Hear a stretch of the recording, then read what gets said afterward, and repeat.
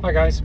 So a lot of people ask me a lot of different questions, which actually end up being the same question a lot of the time, just asked in different ways. So I wanted to do something which is try and answer things in a general kind of way, which not just helps one person but helps as many people as possible. Now this is something that I've learned from one of the people that I spend a lot of time watching. Sophie will be able to attest to this. Alex Hormozy is someone who I listen to a lot. He is a bit of a business guru and has a lot of useful nuggets that anyone can learn from about running a business, about marketing a business, all those kind of things. So yeah, I listen to him a lot, and when he does like a Q&A session, he tries to answer the question to as many people as he possibly can. So I'm going to do the same thing for you guys. So I'm going to go through a few questions today. I'm going to give my opinion on things. Now, my opinion you can take with a pinch of salt. You don't have to listen to what I say. I'm just speaking from my experience, from what I know to be true, and from how I would advise friends, family, if they came to me with a similar kind of question. So the first question, which I get a lot, particularly when people are starting care and they have a lot of symptoms going on, we get a lot of questions about, should I take painkillers? What painkillers would you recommend? I'm using this. What do you think about that? You know, those kind of questions on just generally what I would recommend in terms of pain relief and minimizing symptoms and things like that. Now, obviously, if you need to take painkillers, I'm not going to say don't take painkillers, because hey, it's your body, you can do what you want with it. I just know that I personally don't ever take. I'm trying to think when the last time I actually took a painkiller was. That's a question for another day, because I literally cannot think when I last took a painkiller. Yeah, I don't actually know when that was. I know when the last time I took a painkiller was. It was when I got stitches in my eyebrow. The doctor injected some like analgesic, I guess you'd call that, painkiller, into the area while he sewed it back together. And other than that, I don't know when I last took a painkiller, and that was for a little bit of an extreme situation when I got jumped from behind, but that's a different story for a different day. We don't need to revisit that one. We'll move on to more positive stuff. So people ask me about painkillers, is what the question was originally. So yeah, like I said, if you need to take painkillers, then take them. It's completely up to you. I, however, wouldn't, because I know that pain is there for a reason. Your body doesn't just tell you X, Y, or Z is painful because, hey, it's fun to have pain, right? It's telling you that there is pain because there is a problem. Something is not working, something is not moving, something's not functioning in the way that it's meant to. So that pain is there for a reason. So personally, I want to know when there is a problem with my body so I can address that problem and get to the root cause of why that is going on. So anytime people speak about what's the best painkiller to take, obviously I don't really recommend pills and potions and things like that. Like I said, I want to focus on getting that root cause corrected, and if that's a joint not moving correctly or a joint moving in a way that it's not meant to, then that's what I'm going to suggest, getting that joint moving back into the way that it is designed to, rather than looking at the symptom of pain or discomfort. Now, it kind of blows my mind that it blows other people's minds that we wouldn't recommend pain medication when a joint isn't moving correctly, because to me the logical thing to do is to get the joint moving correctly, but for some reason that's like a wild concept to most people, not all people, but to most people, which just doesn't make sense to me, because your body's designed to move, and if it's not moving correctly, surely the solution is to get that area moving correctly, rather than let's take a pill which masks the symptoms of that joint not moving correctly,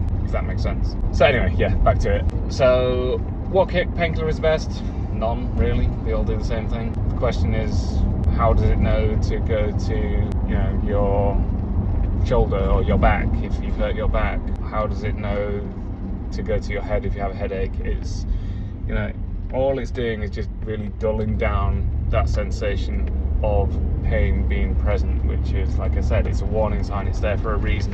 It's there for a reason. It's there to guide you to correct the underlying issue, which is apparent and caused the symptoms in the first place. So that's my first kind of mini rant on questions that people ask me.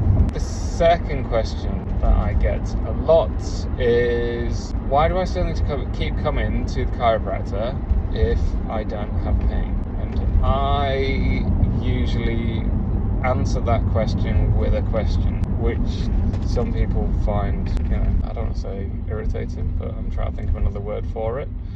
I'm not doing it in like an obnoxious way or a defensive way. I'm doing it in more of a, well, let's see what your understanding is, and we can see if there's any differences between my understanding and your understanding of what we're doing here. Because obviously people a lot of the time come to see me with pains and discomforts. Actually, I was talking to a client this morning who originally came in just to see what his posture was like and make sure that he didn't have any issues down the line. So he was being quite proactive with his health rather than thinking about dealing with the symptoms which eventually showed up. So he was saying, I don't judge my improvement through symptomatic change. He judges his improvement through functional change and what he can or can't do, which is obviously what we should all be judging our health by. If we're healthy, it doesn't just mean an absence of symptoms, it means an ability to do everything you want to without any limitations or restrictions. So where was I going with this? So why do people keep coming to get adjusted while they don't have any symptoms? Well, because we want to make sure that our body is doing the absolute best that it can. Just like if you're brushing your teeth, you wouldn't just go to brush your teeth twice a day, floss, use mouthwash, whatever you do. You wouldn't take time out of your day because everyone is leading a busy, hectic lifestyle. You wouldn't just do that just because it's something to do. I mean, I'm sure the 2, 5, 10 minutes, whatever it is, that you take on your dental routine, you could be doing something other with that, right? So we do it because we know the importance of maintaining the health of our teeth, because we only get 2 sets of teeth and the first set is usually gone by, well, I mean, look at Josh and Jess. By the time they're 7 or 8, the majority of their milk teeth have gone and they're into their adult set of teeth. So we've got to expect them to function as well as they possibly can for 70, 80 years. Yet with our spine, we just expect it to function without any maintenance, without any upkeep, and it should just keep doing the job that it's meant to. But we only get one spine. We don't get a baby spine and an adult spine. We just get one spine, one nervous system. So if anything, it's even more important to look after your spinal and nervous system health than your dental health. However, we get the constant reminder every single day of how good our dental health is by what we see in the mirror. If you saw your spine, if you saw your posture in the mirror, do you think you would take better or do you think you would take worse care of your health? Do you think you would see degeneration happening and think, it'll be fine, I'm sure, I'll go and get adjusted for 2 sessions and then it'll be back to being perfect? Surely you would then realise there's an issue and you need to make a change, and then you need to maintain that change so it doesn't go back to where it was previously. Just like if we get fitter, healthier, going to the gym, if we change our diet, we don't just think, well, I've done that once, it's good for the rest of my life, right? It's something you maintain and something you have upkeep to do on that, to make sure that you keep the change that you've seen and you then begin to regress back to where you were previously. So why would your spine be any different? So is looking at that side of things rather than just, I have a pain or I have a discomfort, so that's when I need to get adjusted. It's, is my spine functioning at its best? Is my nervous system working optimally? Am I under any stresses? Because stresses always have an impact on our physical health. It can have an impact on our mental health, our spiritual health. It can affect a lot of different things, but it's always going to have an impact on our physical health, because whenever we have a stress, we go into something called fight or flight. Now, fight or flight is the body's response to danger. And stress is a danger, whether it's an actual threat to us or whether it's just a perceived threat to us. we see it as something that we have to protect ourselves from. So we have physical responses. We increase our heart rate, we increase our blood pressure, we increase our breathing rate, we reduce how well our digestive system is working, we reduce how well our reproductive system is working. Because if we don't survive the next 5 minutes, which is how our body sees any stressful event, who cares if we've digested the food that we ate at breakfast? Who cares if we're able to reproduce? It doesn't matter. It's all about survival for the next few minutes, few hours that we are in this stressful position. So that is why we need to maintain our health and we need to maintain our spine long beyond just the symptomatic state. Anyone who comes into the clinic, I'm not going to lie, I'm disappointed if they don't continue to get adjusted for the rest of their lives. Now, whether they get adjusted by me, whether they move somewhere else and get adjusted by someone else, whether they stay within the practice and get adjusted by someone else, they need to have someone who is maintaining their spinal health through proper spinal movement. And that is just as important, like I said, as brushing or flossing our teeth every single day, because we only get one spine, we only get one nervous system, and if we don't maintain it, if we don't keep on top of how well it's working, we know over time that it's only going to go in one direction, and eventually it's going to break down. It's going to be a limiting factor on what we can do in our lives, and I don't want that for anyone who comes into our clinic. I don't want that for anyone who I come into contact, never mind if I'm actually, if they're seeking out our services in the clinic. Anyone who I talk to, I want to make sure that they're working as well as they possibly can. So at some point, if you've met me, I will probably be speaking to you about chiropractic, because it's not just what I do as a profession, it's not just what I do to pay the bills, it's something that I, one, enjoy doing, and two, I'm passionate about helping as many people as I possibly can, because I know that how important the spine is and how important our nervous system health is, above and beyond are you or are you not in a state of dealing with different symptoms which are going on. So that is a long-winded answer to why we need to continue to get adjusted long beyond just a symptomatic state. The final question is, what is it that has caused me to get to the point that I am, that I then need to find a chiropractor? And this is a different answer for everyone, but it's also kind of the same answer for everyone. Basically, as a simple one-line answer, it's your body has not got the ability to adapt and deal with the stresses in your current environment. That's the short answer. The long answer is, it's a an accumulation of the different stresses that your body has been through, which has led to it getting to a point of which it can no longer deal with the stresses which are being placed onto it, and now has led to a point of something has not been functioning correctly enough for long enough that symptoms have now begun to show up, and it is now beginning to affect the way that you can go about your normal daily life, or the activities or tasks that you need to do on a day-to-day basis. Because like I said, it's different for everyone in terms of why this has... Sorry, I'm going to turn my aircon off, I'm freezing. I mean, come on, we're June, right? Where's the weather?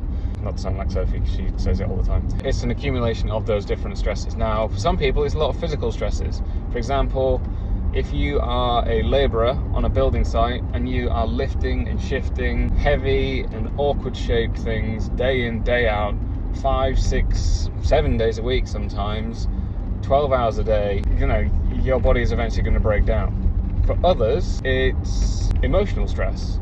If we're going through a very stressful situation, such as a divorce, such as a bereavement, such as, it can be positive, such as planning for a huge event like a wedding, or even moving house, something which you see as exciting or a positive, that is an emotional stress, and your body has to deal with that stress in exactly the same way as, like I say to my clients, if a tiger is coming through the door, your body sees that the same as if you get an unexpected bill, or if you're in traffic, or if your babysitter cancels last minute and you've got to think of someone who can take care of the kids if you've got somewhere you've got to be. All these different things have the exact same response.